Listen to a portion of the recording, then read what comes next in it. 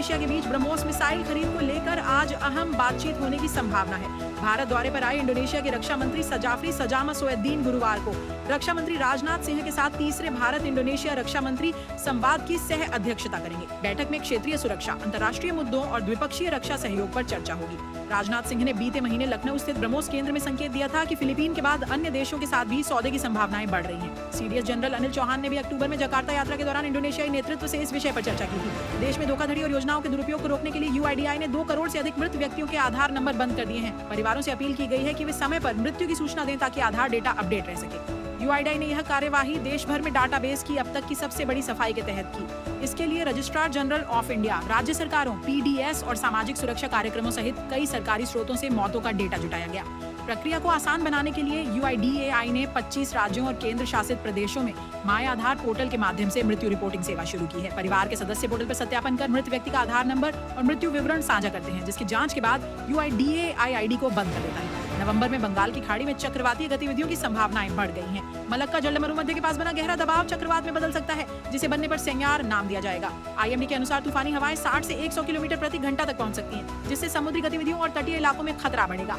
अंडमान निकोबार में 26 से 27 नवंबर को भारी से बहुत भारी वर्षा, तेज हवाओं और समुद्र में उथल-पुथल की चेतावनी जारी है। प्रशासन ने मछुआरों को समुद्र से दूर रहने को कहा है। इसके साथ ही दक्षिण पश्चिम बंगाल की खाड़ी और दक्षिण श्रीलंका के पास सक्रिय कम दबाव का क्षेत्र भी डिप्रेशन में बदल सकता है, जिसका असर दक्षिण भारत पर दिखने लगा है। आईसीएमआर की ताजा एएमआर सर्विलांस रिपोर्ट बताती है कि देश के अस्पतालों में एंटीबायोटिक प्रतिरोधी बैक्टीरिया खतरनाक स्तर तक बढ़ चुके हैं। ओपीडी से लेकर आईसीयू तक नई नस्ल के सुपरबग मिल रहे हैं, जिनमें दवाओं के प्रति प्रतिरोध पिछले वर्षों में 91% तक बढ़ा है।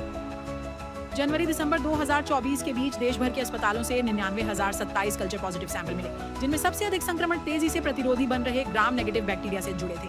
टाइफाइड के मामलों में भी संकट गहराया है। साल्मोनेला टाइफी के 95% मरीज फ्लोरोक्विनोलोन समूह की प्रमुख दवाओं के प्रति प्रतिरोधी मिले, जो वर्षों से इलाज का मुख्य आधार थे। रिपोर्ट बताती है कि ओपीडी और वार्डों में भी ई कोलाई, क्लेबसिएला, निमोनिया और स्यूडोमोनास एरुजिनोसा जैसे बैक्टीरिया तेजी से प्रतिरोधी हो रहे हैं। स्थिति ऐसी है कि कई मामलों में डॉक्टरों को शुरुआती एंटीबायोटिक्स छोड़कर सीधे लास्ट लाइन दवाओं का सहारा लेना पड़ रहा है, जो उपचार प्रणाली के लिए गंभीर चेतावनी है। वॉशिंगटन डीसी में व्हाइट हाउस के पास हुई गोलीबारी में 2 नेशनल गार्ड सैनिक गंभीर रूप से घायल हो गए, जबकि पुलिस ने एक संदिग्ध को हिरासत में लिया है। घटना के समय राष्ट्रपति डोनाल्ड ट्रंप शहर में मौजूद नहीं थे। वेस्ट वर्जीनिया के गवर्नर ने दोनों सैनिकों की मौत की आशंका जताई।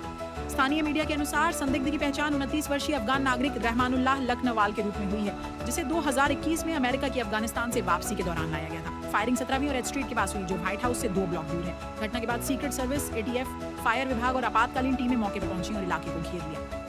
ट्रंप ने सोशल मीडिया पर हमले की निंदा करते हुए कहा कि घायल सैनिकों और कानून व्यवस्था बलों के साथ पूरा देश खड़ा है।